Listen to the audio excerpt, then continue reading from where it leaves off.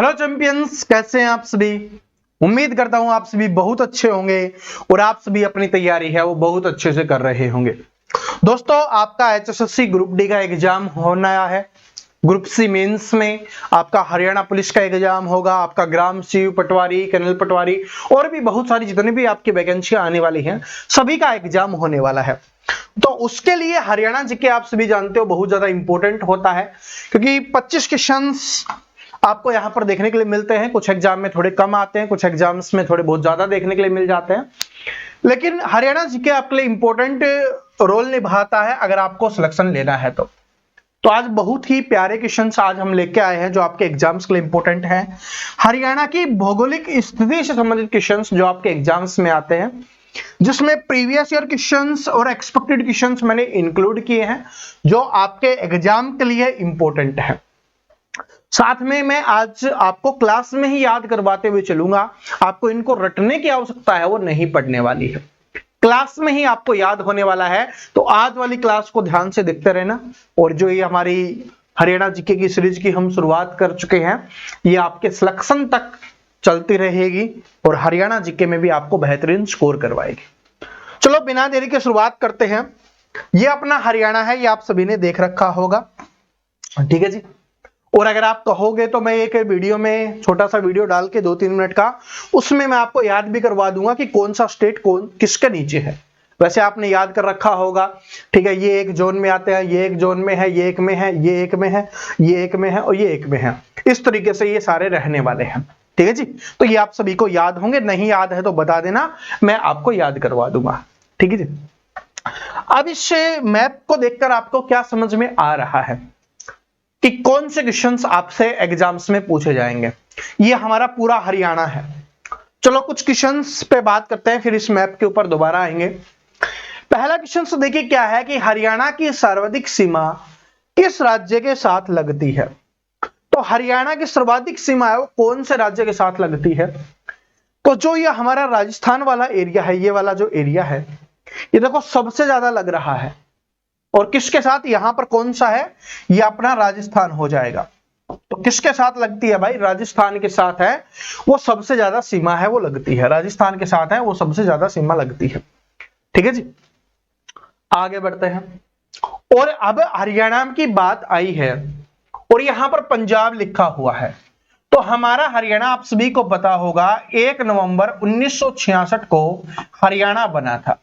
उससे पहले वो किसका हिस्सा था, पंजाब राज्य का हिस्सा था।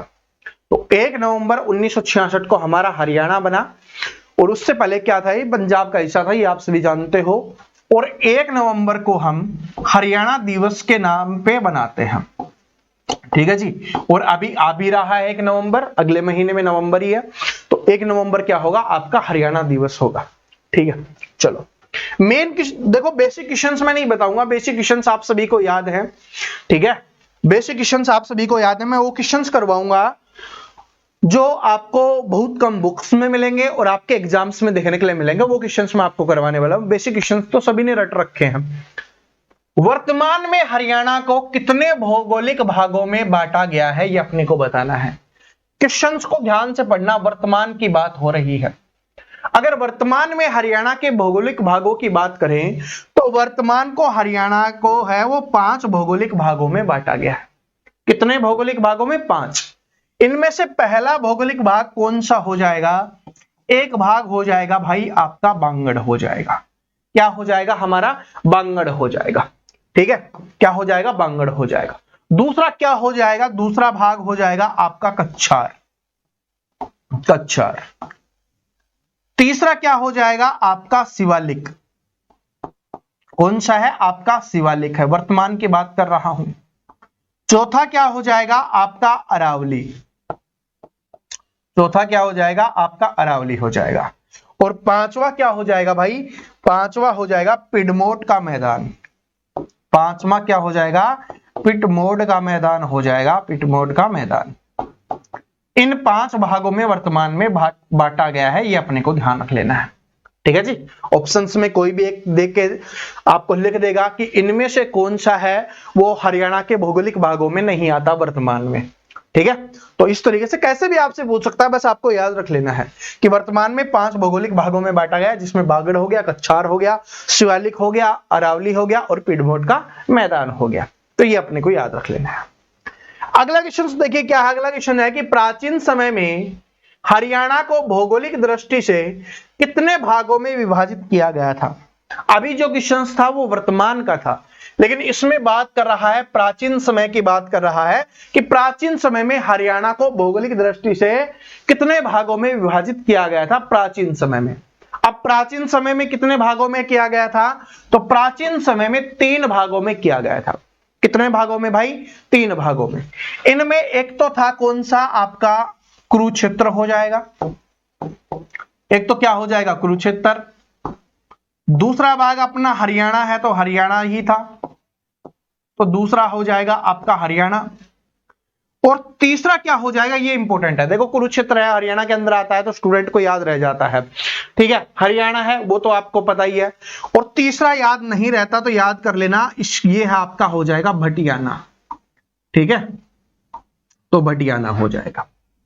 तो ये 3 थे प्राचीन समय में, और वर्तमान में 5, बागड़, कछार, शिवालिक, अरावली और पिडमोट, और जो आपका प्राचीन का पूछेगा तो कुरुक्षेत्र, हरियाणा और भटियाना।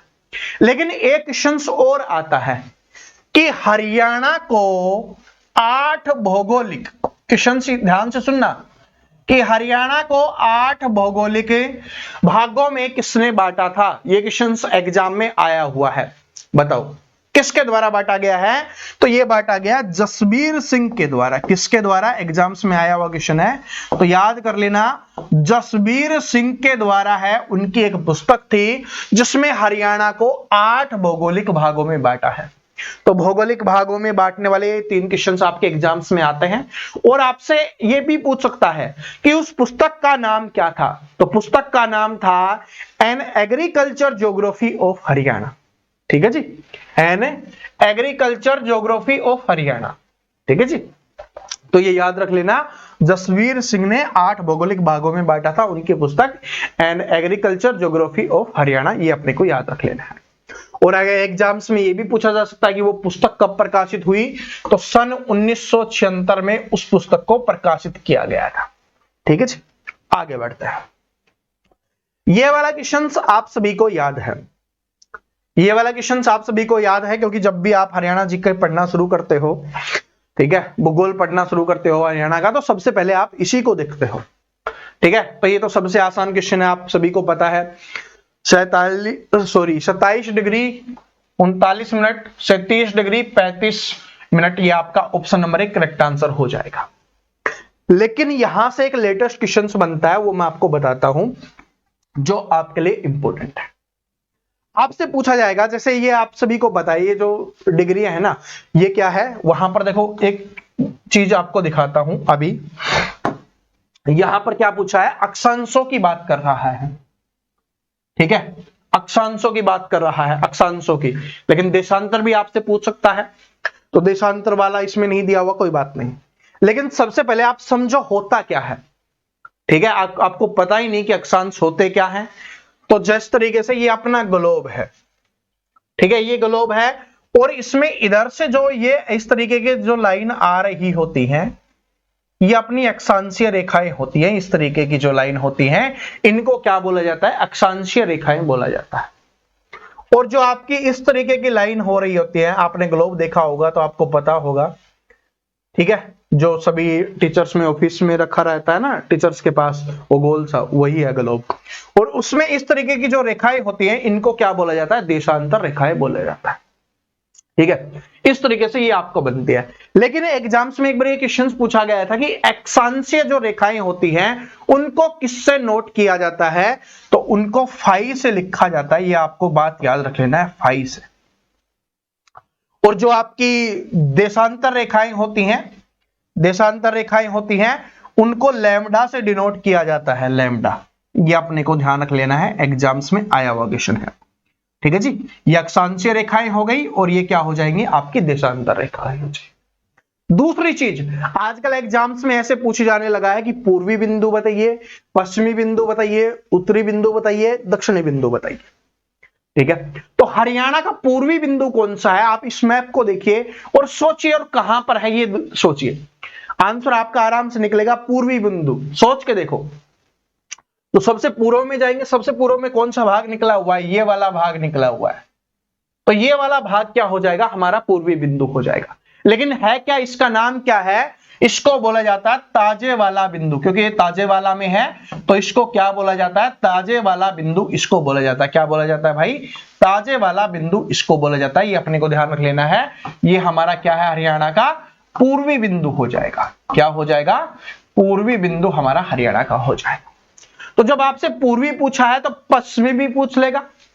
तो पश्चिमी कब से कहां है? सबसे पश्चिम में कौन सा है? ये वाला इलाका है अपना, सबसे पश्चिम में देखो यही है। और यहां पर कौन सा है? यहां पर चौटाला गांव है, तो यहां पर क्या हो जाएगा? चौटाला बिंदु हो जाएगा। क्या हो जाएगा भाई? चौटाला बिंदु हो जाएगा। कौन सा? पश्चिमी बिंदु। हमारे हरियाणा का जो पश्चिमी बिंदु हो जाएगा वो कौन सा हो जाएगा? चौटाला बिंदु हो जाएगा। ये अपने को ध्यान रख लेना है, क्योंकि चौटाला गांव में है तो इसको चौटाला बिंदु बोला जाता है। और अगर आपसे यहां पर जिला पूछे तो कौन सा जिला है? सिरसा जिला। यहां पर आपसे जिला पूछे तो ये कौन से जिले में है? यमुनानगर जिले में। ठीक है, तो पूर्वी पश्चिमी आपको याद हो गया।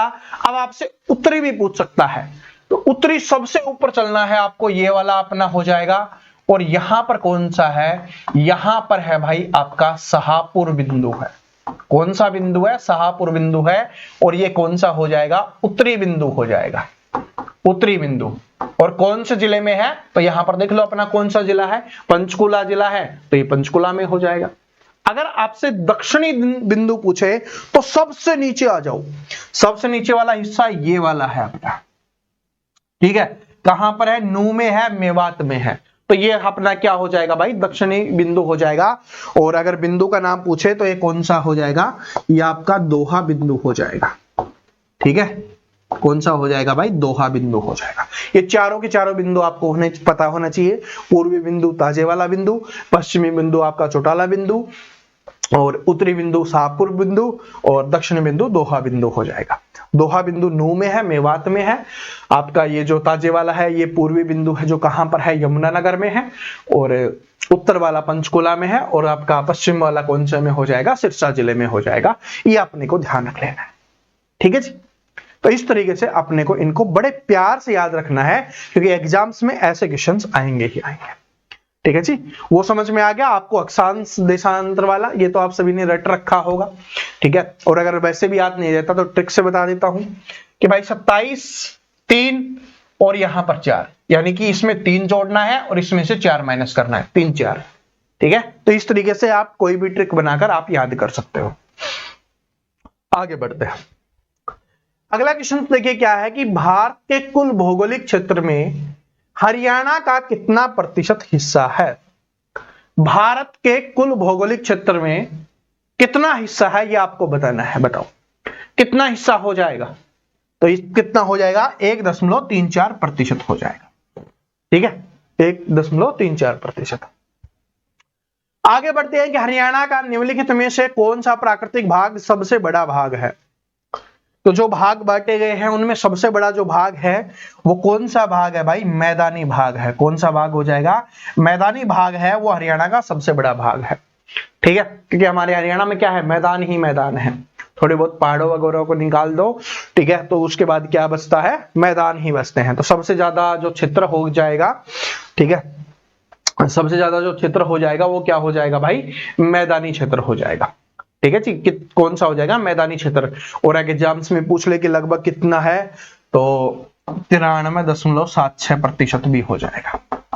ठीक है, तो ये भी आपको ध्यान रख लेना है, 93.76%। पता नहीं भाई एकदम से क्यों प्रॉब्लम हो रही, कोई बात नहीं।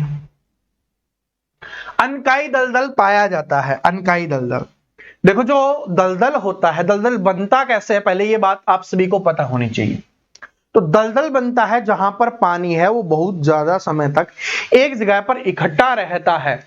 ठीक है, एक जगह पर बहुत ज्यादा समय तक क्या रहता है? पानी इकट्ठा रहता है, तो क्या बन जाता है भाई? आपका दलदल बन जाता है।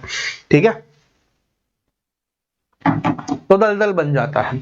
बताओ तो अनकाई दलदल कहां पर पाया जाता है? तो ये सिरसा के दक्षिण में हो जाएगा। ठीक है, सिरसा के दक्षिण में। और ये कहां पर है, एग्जाम्स में ऐसे पूछा गया था कि अनकाई दलदल कहां पाया जाता है, तो हो जाएगा सिरसा। और हरियाणा के दक्षिण में ये बोल सकते हो, हरियाणा के दक्षिणतम क्षेत्र में ये पाया जाता है। ठीक है, सिरसा के दक्षिण में भी लिखा हुआ है और आपको ऑप्शन में हरियाणा के दक्षिण दे सकता है, हरियाणा के दक्षिण में।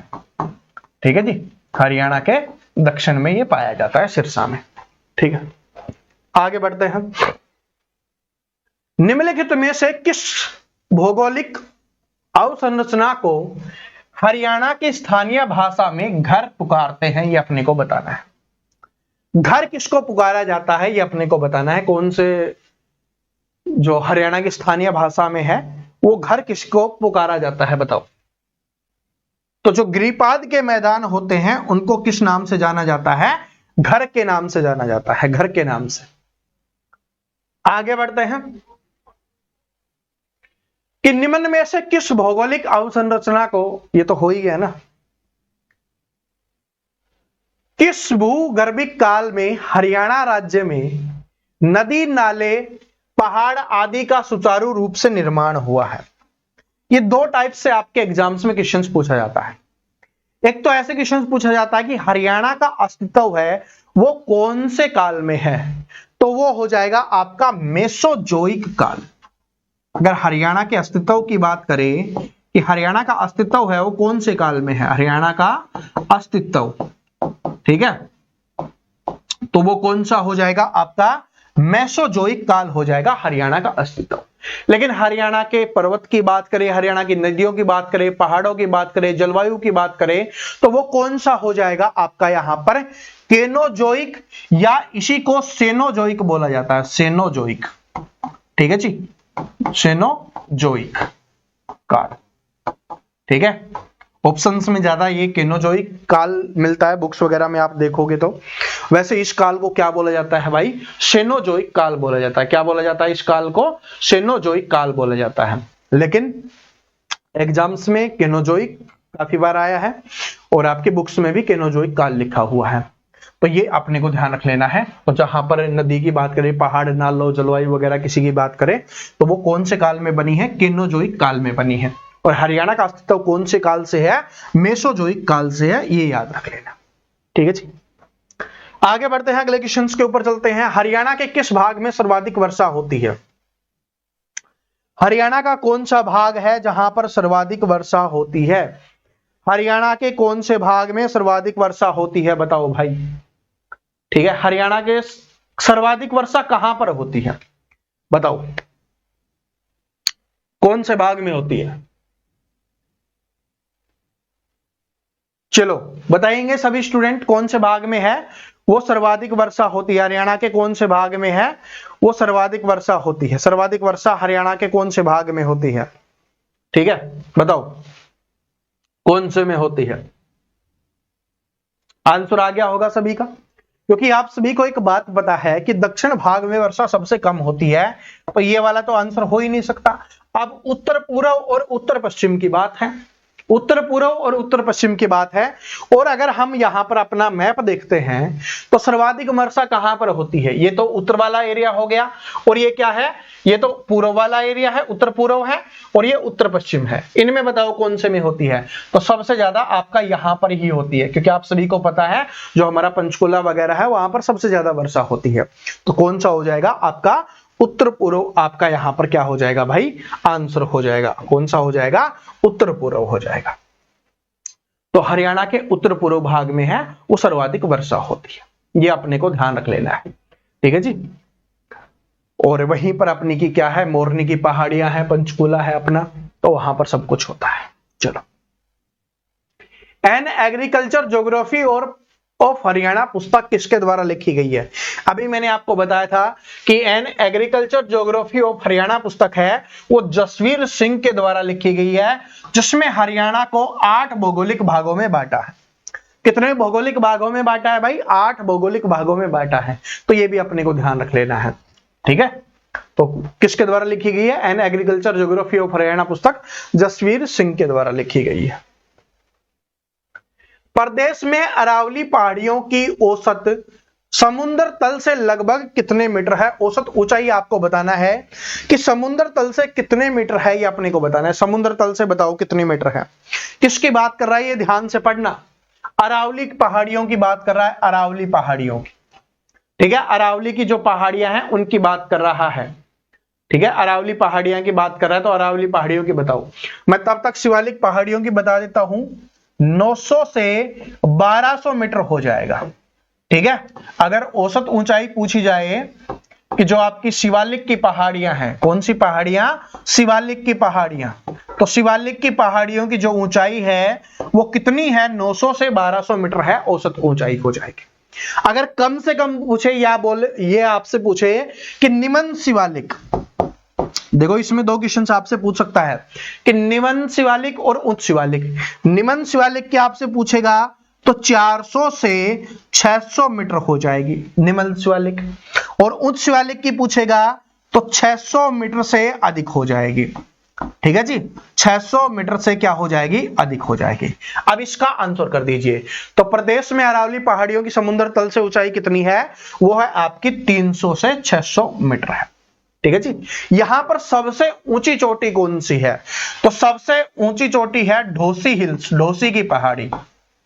ढोसी की जो पहाड़ी है वो क्या हो जाएगी? सबसे ऊंची चोटी हो जाएगी।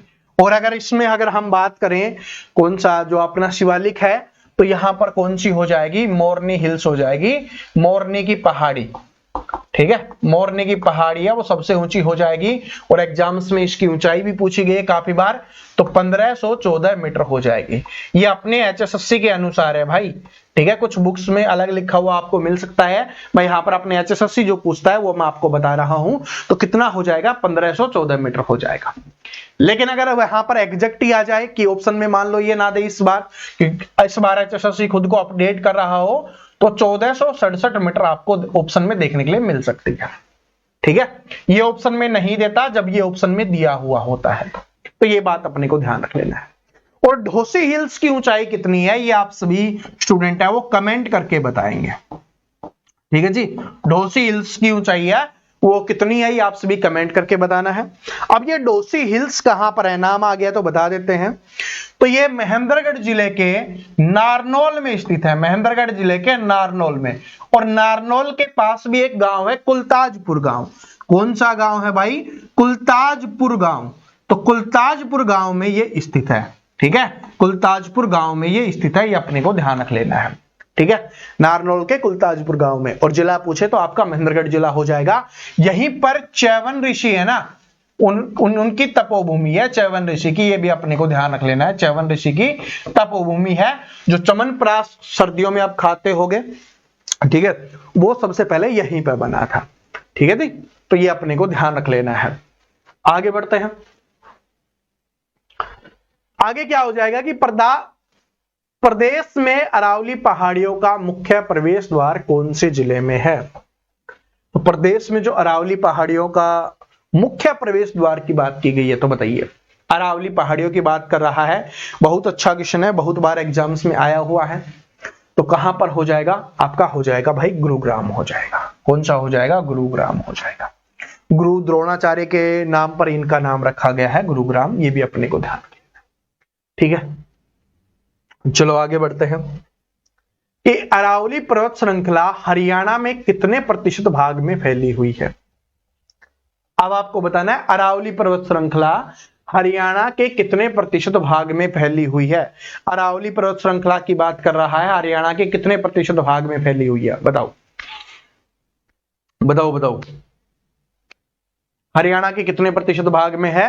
तो हरियाणा के 3.09 भाग में हो जाएगा। और अगर उसकी पूछे तो 1.67 प्रतिशत भाग में हो जाएगा, ठीक है जी। चलो, निम्नलिखित में से कौन सा हरियाणा का भौगोलिक लक्षण है? हरियाणा का भौगोलिक लक्षण बताना है, तो बताओ कि यमुना घग्गर मैदान राज्य का सबसे बड़ा भाग है। ये बिल्कुल सही बात है, ठीक है। जो यमुना जो घग्गर मैदान है ना, यमुना घग्गर मैदान, ये क्या हो जाएगा भाई? हरियाणा का सबसे बड़ा भाग हो जाएगा। तो जो मैंने इधर वाला एरिया बताया था, तो ये अपना क्या हो जाएगा? यमुना वाला हो जाएगा, यमुना नदी वाला। और ये वाला अपना हरियाणा का जो एरिया था, ये क्या हो जाएगा? घग्गर नदी का हो जाएगा। तो ये अपने को ध्यान रख लेना है। उत्तर में शिवालिक पहाड़ियां हैं, तो उत्तर में है, ऊपर की तरफ है, शिवालिक की पहाड़ियां हैं। उत्तर पूर्व में, ये बिल्कुल सही बात है। किसमें है? उत्तर पूर्व में शिवालिक की पहाड़ियां हैं, ये बिल्कुल करेक्ट बात है भाई। ठीक है, जैसे अपना क्या हो गया, पंचकुला हो गया, अंबाला हो गया, यमुना हो गया। ठीक है, अभी यहीं पे मैप लगा देते हैं, कहां गया, ये रहा। ठीक है, पंचकुला, अंबाला, यमुना, ये जो वाला एरिया होता है ना अपना उत्तर पूर्व वाला, यहाँ पर क्या है, शिवालिक की पहाड़ियां हैं। और ये कौन सा हो गया, यमुना नदी वाला हो गया। और ये वाला कौन सा हो गया, घग्गर नदी वाला हो गया, जो हमने अभी बात की थी। ठीक है जी, तो इसका करेक्ट। और आगे क्या है, दक्षिण में अरावली की पहाड़ियां हैं, ये भी बिल्कुल सही बात है। ठीक है, जो अपना दक्षिण है उसमें क्या हो जाएंगी, आपकी अरावली की पहाड़ियां हो जाएंगी। ये जो अपना दक्षिण वाला इलाका है ना, ये दक्षिण वाला, यही तो है दक्षिण वाला इलाका, यहीं पे क्या है, अरावली की पहाड़ियां हैं। ये अपने को ध्यान रख लेना है। महेंद्रगढ़ हो गया, रेवाड़ी, गुरुग्राम, इधर क्या हो जाएंगी, अपनी अरावली की पहाड़ियां हो जाएंगी। तो क्या हो जाएगा, उपयुक्त सभी इसका आंसर हो जाएगा। आगे बढ़ते हैं। प्रदेश में बाढ़ के मैदान को स्थानीय भाषा में क्या कहकर बुलाते हैं? बाढ़ के मैदान को स्थानीय भाषा में क्या कहकर बुलाते हैं? मैंने अभी आपको बताया था कि उसको नैली, नाली या बैट उसको बोला जाता है। क्या हो जाएगा, नैली, नाली या बैट। ठीक है, कहीं पे नैली, नाली या बैट इसको लिख दिया जाता है, तो नैली, नाली या बैट के नाम से इसको बुलाया जाता है। कि प्रदेश में बाढ़ के मैदान को स्थानीय भाषा में क्या कहकर बुलाया जाता है, नैली, नाली या बैट। आगे बढ़ते हैं। हरियाणा में सर्वाधिक वर्षा किस मानसून से होती है? ये एचएसएससी का फेवरेट क्वेश्चन है, बहुत बार एग्जाम्स में आया हुआ क्वेश्चन है भाई। ठीक है, कि हरियाणा में सर्वाधिक वर्षा है वो क्या है, कि कौन से मानसून से होती है, बताओ कौन से मानसून से होती है? हमारे हरियाणा में सबसे अधिक वर्षा है वो कौन से मानसून से होती है? कौन से मानसून से होती है? तो इसका करेक्ट आंसर हो जाएगा कौन से मानसून से, जो दक्षिणी पश्चिमी मानसून होता है उससे होती है। किससे होती है, दक्षिणी पश्चिमी मानसून से होती है। किससे होती है भाई, दक्षिणी पश्चिमी मानसून से होती है। आगे बढ़ते हैं कि हरियाणा में सर्वाधिक गर्म महीने कौन से होते हैं? तो हरियाणा में सर्वाधिक गर्म महीने कौन सा हो जाएगा, मई और जून का महीना। मई जून के महीने है ना, वो हरियाणा में सर्वाधिक गर्म महीने होते हैं। और ठंडे महीने आप सभी को पता है दिसंबर, जनवरी हो जाएगा। ठीक है, हरियाणा का सबसे शुष्क क्षेत्र कौन सा है? तो हरियाणा का सबसे शुष्क क्षेत्र कौन सा है? तो जो महेंद्रगढ़ जिला है वो क्या हो जाएगा, हरियाणा का सबसे शुष्क क्षेत्र हो जाएगा। अब यहां से कुछ बातें बता देता हूं। महेंद्रगढ़ जिला है ना, जब हमारा हरियाणा बना था 1 नवंबर 1966 को, तब से ये हमारा हरियाणा जिला है। इस जिले का मुख्यालय कहां पर है? इस जिले का मुख्यालय नारनौल में है। यह हरियाणा का एकमात्र ऐसा जिला है जिसका मुख्यालय वहां पर ना होकर दूसरे स्थान पर है, वो है नारनौल में। ठीक है, और नारनौल है, ये क्या है कि नारनौल में जो सबसे ज्यादा हमारे प्राचीन पर्यटन स्थल है, क्या बोल सकते हो, प्राचीन पर्यटन स्थल है ना, वो सबसे ज्यादा कहां पर है, नारनौल में ही है। नारनौल को ही क्या बोला जाता है, नारनौल को ही सिंगों का डहर, ठीक है, बावड़ियों और तालाबों के नगर के नाम से जाना जाता है। ये अपने को ध्यान रख लेना है। महेंद्रगढ़ का नाम महेंद्र क्यों पड़ा? ये पड़ा था राजा महेंद्र के नाम से, राजा महेंद्र या मोहिंदर के नाम से। किसका बेटा था ये राजा नरेंद्र का बेटा था। पटियाला के राजा नरेंद्र का बेटा था महेंद्र या मोहिंदर, उसके नाम पर इसका नाम महेंद्रगढ़ पड़ा है। ये अपने को ध्यान रख लेना है। ठीक है जी, यहां पर किला है, कन्नौड़ का किला हो गया, तो वो भी आपको देखने के लिए मिलता है। अगर मैं यहां पर महेंद्रगढ़ के नारनौल की ही बात करूं तो जो ढोसी हिल है वो भी यहीं पर है। बाबा रामदेव का नाम सुना होगा, प्रसिद्ध व्यक्ति हैं, ठीक है, पतंजलि वाले। तो रामदेव का जन्म भी यहीं पे हुआ है, सैद अलीपुर गांव में हुआ है। ठीक है जी, और यहां पर और क्या बात करें नारनौल के बारे में, यहां पर चोर गुंबद है। ठीक है, चोर गुंबद है, ये भी अपने को ध्यान रख लेना है। चोर गुंबद है, जल महल है, ठीक है, जल महल भी नारनौल में ही है। और महेंद्रगढ़ में हमारे हरियाणा में पाए जाने वाले जितने भी खनिज हैं वो सारे के सारे क्या हैं, महेंद्रगढ़ जिले में पाए जाते हैं। ये भी अपने को इसको ध्यान रख लेना है। ठीक है जी, और बाकी चीजें आपको बाद में भी बता देंगे, एक दिन में ही सारी चीजें याद करना ठीक नहीं होता। और आज वाली क्लास में थोड़ा सा आपको जरूर मजा आया होगा। ठीक है। और कुछ हरियाणा के जैसे बेसिक बातें रह गई हैं तो मैं आपको वो बता देता हूं, जैसे एग्जाम्स में आए हुए क्वेश्चन हैं, ठीक है। जब अपना हरियाणा बना था, एक क्वेश्चन ये आया हुआ है कि जब हरियाणा बना था तो पंजाब का कितना क्षेत्रफल हरियाणा में आया था, तो वो हो जाएगा आपका 35.18%। जब हमारा हरियाणा पंजाब से अलग हुआ था तो हरियाणा का जो क्षेत्रफल आया था, जो हरियाणा पंजाब का मिक्स था, उसमें से 35.18% इसका आंसर हो जाएगा, ठीक है। बाकी तो आप सभी को पता ही होगा। सबसे नया जिला चरखी दादरी है, एग्जाम्स में आया हुआ क्वेश्चन है, ठीक है। हरियाणा कौन सा राज्य बना था, तो ये हो जाएगा अपना 17वां राज्य। कौन सा हो जाएगा भाई, 17वां राज्य ये है, वो अपना हरियाणा बना था। और ये कौन से पंजाब में से बना था, पंजाब का कौन सा हिस्सा था, तो ये पंजाब का क्या हो जाएगा, पूर्वी हिस्सा हो जाएगा। ये भी एग्जाम्स में आया हुआ क्वेश्चन है, ठीक है। इसके अलावा और अगर बात करें कुल क्षेत्रफल का कितना प्रतिशत है, तो ये तो हमने पढ़ ही लिया है, 1.34% हो जाएगा। ये भी HSSC के एग्जाम्स में पूछा गया क्वेश्चन है, ठीक है। क्षेत्रफल की दृष्टि से हरियाणा का कौन सा स्थान है, अगर राज्य में पूछे तो 20वां स्थान हो जाएगा राज्य में, और अगर राज्य और केंद्र शासित प्रदेश में पूछे तो वो हो जाएगा कौन सा हो जाएगा, 21वां हो जाएगा, ठीक है जी। और वो कौन सा है केंद्र शासित प्रदेश जो हरियाणा से भी बड़ा है, तो वो अपना लद्दाख हो जाएगा। कौन सा हो जाएगा भाई, लद्दाख हो जाएगा। बाकी हरियाणा से छोटे, क्योंकि टोटल 28 राज्य हैं, उसमें से हरियाणा से छोटे कौन कौन से हैं, गोवा, सिक्किम, त्रिपुरा, नागालैंड, मिजोरम, मणिपुर, मेघालय और केरल हो जाएगा, ठीक है जी। हाँ, एक क्वेश्चन ये इंपॉर्टेंट है, आजकल पूछा जा रहा है, हरियाणा की आकृति कैसी है, तो विषम बाहु चतुर्भुज की जैसी है। कैसी है भाई, विषम बाहु चतुर्भुज की जैसी है, ठीक है, विषम बाहु चतुर्भुज की जैसी है। और हरियाणा एक लैंड लॉक्ड राज्य है, क्योंकि इसके चारों तरफ क्या है भाई, लैंड है, भूमि है, ठीक है। हमारे चारों तरफ क्या है, भूमि है, क्योंकि हम सभी अलग अलग राज्यों से घिरे हुए हैं ना, तो ये क्या हो जाएगी, भूमि हो जाएगी। तो इसलिए लैंड लॉक्ड राज्य बोला जाता है, या इसको स्थलबद्ध राज्य आप बोल सकते हो, या भू आवेशित भी इसको बोल दिया जाता है, ठीक है। लेकिन कर्नल भार्गव के अनुसार हरियाणा का दक्षिणतम भाग है ना, वो समुद्र को छूता था। और कौन से समुद्र को छूता था, अरब सागर को, ठीक है, अरब सागर को। तो ये क्वेश्चन एग्जाम में आया हुआ है, कर्नल भार्गव के अनुसार है भाई ये, ठीक है। कौन सा भाग, हरियाणा का जो दक्षिणतम भाग है, ठीक है, हरियाणा का जो दक्षिणतम भाग है वो अरब सागर को छूता था, ये अपने को बताना है। और उसने एग्जाम्पल भी दिया था कि भाई जो नजफगढ़ की झील है उसमें खारा पानी है, और खारा पानी समुद्र में ही पाया जाता है, ठीक है जी। बाकी तो क्षेत्रफल तो आप सभी को पता ही होगा, क्योंकि ये भी एग्जाम्स में इस बार भी पूछा गया था। तो 44,212 वर्ग मीटर हो जाएगा, 44,212 किलोमीटर स्क्वायर हो जाएगा, वर्ग किलोमीटर हो जाएगा। 44,212 किलोमीटर स्क्वायर या वर्ग किलोमीटर आप इसको बोल सकते हो। मील में पूछे तो 170 वर्ग मील, ठीक है। याद कर लो, बस समझ लो, एग्जाम्स में ऑप्शन दिखेगा तो याद हो जाएगा आपको आराम से। 170 ये क्या हो जाएगा, आपका वर्ग मील हो जाएगा, ठीक है। मिलियन हेक्टेयर में पूछे तो 4.42 मिलियन हेक्टेयर। अरे यहीं से बना है, कहां पर गया वो लिखा था अभी, ये देखो 4.42 मिलियन हेक्टेयर हो जाएगा, ठीक है जी।